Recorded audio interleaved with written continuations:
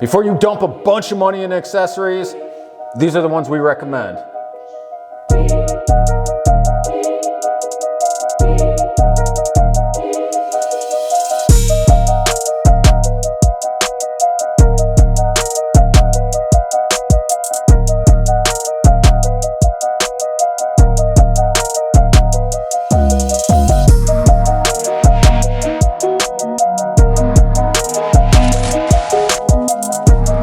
What's up YouTube? I'm Chris, this is Jake, and today we're going to talk about top accessories you should get for your side-by-side before you start spending money. Yeah, so we kind of put together a little bit of list. We got the X3 behind us here because it has most of these accessories on it already. We kind of orchestrated this list based off of the benefits that it gives you. So yeah, so we kind of put it in a tier order. But yeah, let's dive right into it. All right, first thing that I think should be on the list is kind of dependent on where you're riding. So if you're doing a lot of mud, obviously probably mud tires, but I think tires are probably a big thing that could make your ride more enjoyable. If you're doing a lot of rock crawling, probably something a little bit more sticky, maybe a little bit bigger tires so you got more ground clearance. If you're running dunes and stuff all the time, probably more set up for like paddles or something like that, or like Baja type tire. Going off of that though, it'd be nice to have a spare. So if you have your tires already picked out, set up for whatever you want, I definitely recommend bead locks just because you can run a lower tire pressure. In the sand and the rocks, it really helps. You don't have to worry about popping it off the bead so much.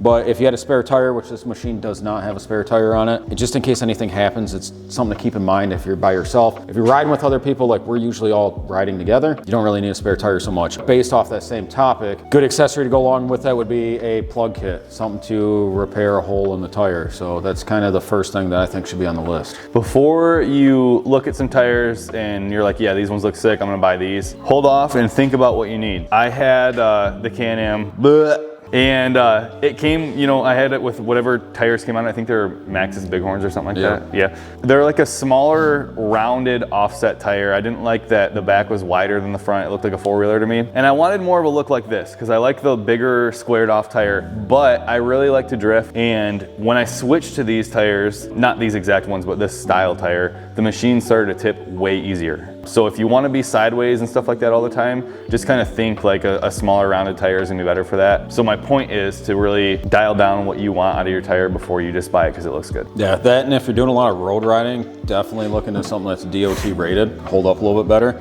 If you want to drift better too, just put a bunch of air in your tires, just max out the PSI. Yeah. This next one's my favorite topic personally. I feel very passionate about it, and it's gonna bring us to lighting. Yeah, because you have a YXZ. Every side-by-side I've ridden with stock lighting is absolute trash. And like you've seen in other videos, if you watch our channel regularly, we do a lot of night riding. It's my favorite at least. And stock lighting never shines further than I feel like 15 or 20 feet in front of the machine. If you want to hook it up like Jake did, he's got a full light bar and then he's got these two pod lights. A lot of light bars are set up so that the middle are like a spotlight and the outside are like floodlights. So a spotlight will shine further and more direct, and the floodlights will just be kind of like a wide, you know, dimmer light. Which you can see it. I don't know how good the camera's picking it up, but you can actually see the different bulbs on and then his is the same way on his. It just has strips on either side instead of continuing the circles. So a lot of different lights will do different things too. Like Jake's can be white lights, or they can be yellow, or they can flash white and yellow, whatever you want. You can do one and the other. People say that yellow is good for like shining through dust. I don't know if it really makes a difference. Have you noticed? I think it's true. I think the yellow doesn't reflect back off snow and dust as much. It kind of cuts through it instead of where the white light reflects a little bit more. I think that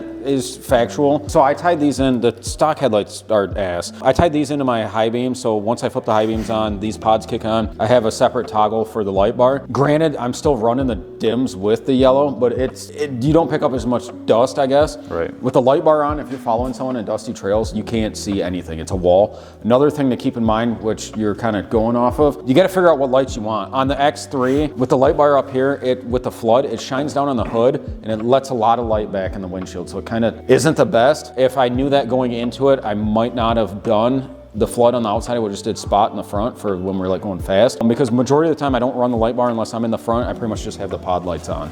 Dylan's even told me though on his, he had the straight light bar on the top and he said it glares off the windshield really bad. And I have a light bar that I haven't put on the YXZ yet, but kind of saving it for a machine that I'm gonna keep permanently. Yeah. But I haven't tried that to see yet. So if you guys have watched the light video I put of the YXZ, I started off with some smaller, they were smaller than this, and they were a lot better than the stock headlights. headlights. I got some huge, I think they were like 7-inch diameter. I can't remember. Jeep headlights. Yeah, they're huge. So I mounted them right here, and I just didn't want any glare on the machine, and they shine so far. I love them, super impressed with them. Another important aspect of lighting, if you've seen our other videos, I've talked about this several times. Jake and I both like to run chase lights so that when it's dusty or dark or whatever, you don't get rear-ended, because it sucks when you do. Jake also has whip lights. I think that's just for cool effect. They're cool. So our chase lights shine red, white, and yellow. You can make them flash, you can make them solid, you can make them come on with your brakes, you can make them come on with reverse, whatever you want to do, you can do it. They also make different color chase lights. They make like red and blue and purple and green. And yeah, for depending on whatever race you're doing, like if you're doing like KOH or any, I don't know any of the other style of racing, but they make you run certain patterns for depending on whatever racing you're doing. We don't plan on racing these really, but. The biggest reason that I went with red and yellow is because I didn't want to get pulled over. Yeah, true. And yeah, because everyone's rocking them green ones. Right. Yeah. I initially wanted blue and red, and then Jake's like, what about when we're riding on the road? And I was like, yeah, that's a good point. Yeah. So didn't get those. The chase lights, normally most of them you can make like a million different colors. Those are just kind of cool, but they also help you be seen as well. And the next, I guess, aspect of lighting is a ton of people throw in rock lights on their machine. Which just has them. Does it? I got them wired up. Oh, I didn't know that. So Jake did it. That's more for like a cool effect too. I guess it might help you be seen better by other riders, but it's not gonna help you see better. Yeah, kind of see it in there, I think. They're probably super dirty. Oh no, they're right here. You got red one. I ain't changed the colors. I like red. Yeah. So I don't get pulled over. My last part about lighting is that no side-by-side I've been in has come with interior lighting of any kind. So I always buy some kind of aftermarket lighting that like bolts up to the roll cage or straps around it, and then you have an inside light just like you do in your truck. Lights. So I think the next thing that's pretty solid thing to have with you on any machine, a little more if you're riding by yourself, get you out of some sticky situations, would be a winch. Yeah, so if you got a strap, I mean, you get stuck somewhere, you got a buddy, can jerk you out anywhere you need to be. Winches, I feel like it's pretty solid, especially if you're doing rock crawling. If you get stuck in the mud, sand, I mean, a strap will work probably better than a winch if you have someone with you. But yeah, winch is solid. You can do synthetic rope. You can do the wire. I prefer synthetic. I have the wire 12,000 pound on the Jeep. I hate how it kinks. Synthetic, you can kind of don't have to worry about that so much. I feel like these are a little safer too.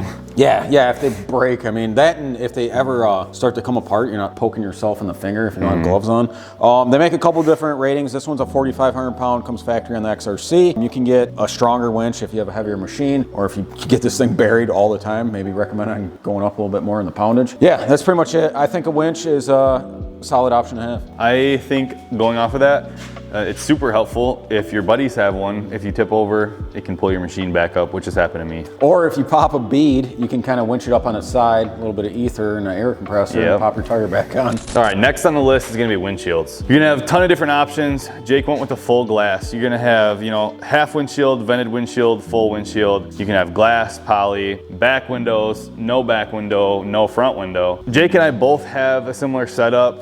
These vents right here come off on the inside so you can still get airflow through here. They're both glass, his window and mine are, and he's got the wiper kit on his. If you have a poly, I would say the wiper kit is a little bit less practical because it's probably just gonna scratch the crap out of your window. Yeah, 100%. Yeah, so if you wanna run a wiper, probably go with the glass, obviously full window. If you wanna be wet and dirty all the time, watch that Pro S video with Nate of our night ride, and he can show you how that turns out. I can put a clip in. Half window, super worth it, because all these little bozos here, their windows. Pan over to how much cleaner my face is, my entire body compared to Nate. Kind of an undiscussed issue that's talked about, at least from my perspective, after you get a windshield, is when you're cruising down the road, you get a funnel of dust and air just circulating in your machine. A way to cut back on that is to add the back window. It doesn't go away completely, but it does help a lot. If you don't have a window, obviously you're gonna catch all that wind and whatever's coming at you. But if you're cruising on the road, you have your front window and your back window. Like the YXZ has been particularly bad for it, but I'll just get dirt in my eyes because it's like blowing up from the floor. Also with the vents too, if you have them open, even if you have a windshield, like say it's hot out summertime, it will kind of draft that through and pull that dust out, so you don't really experience that so much.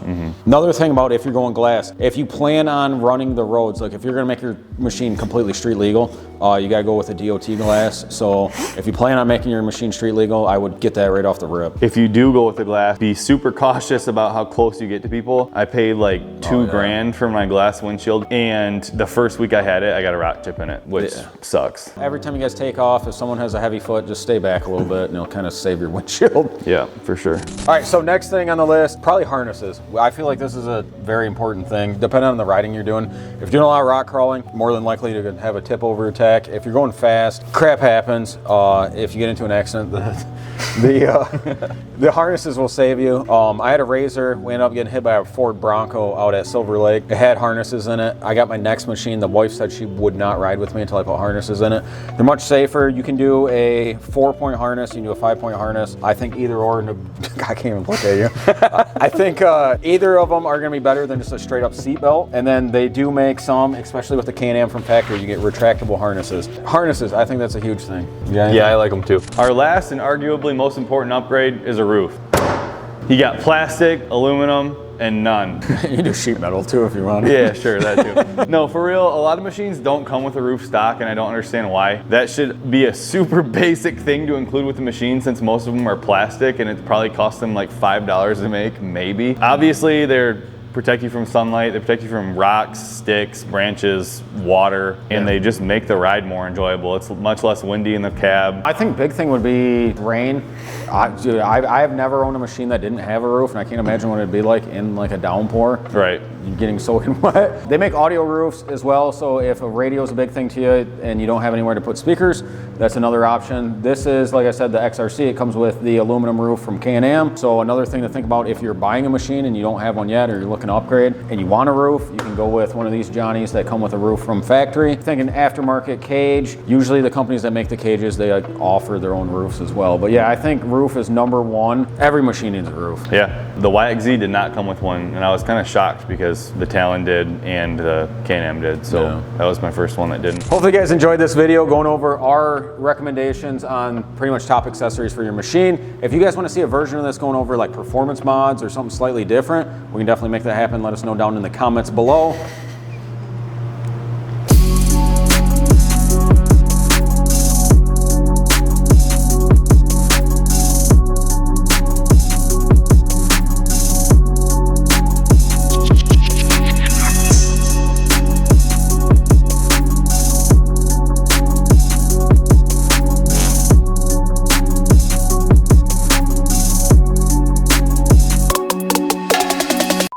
Before you dump a bunch of money into accessories, these are the ones we recommend.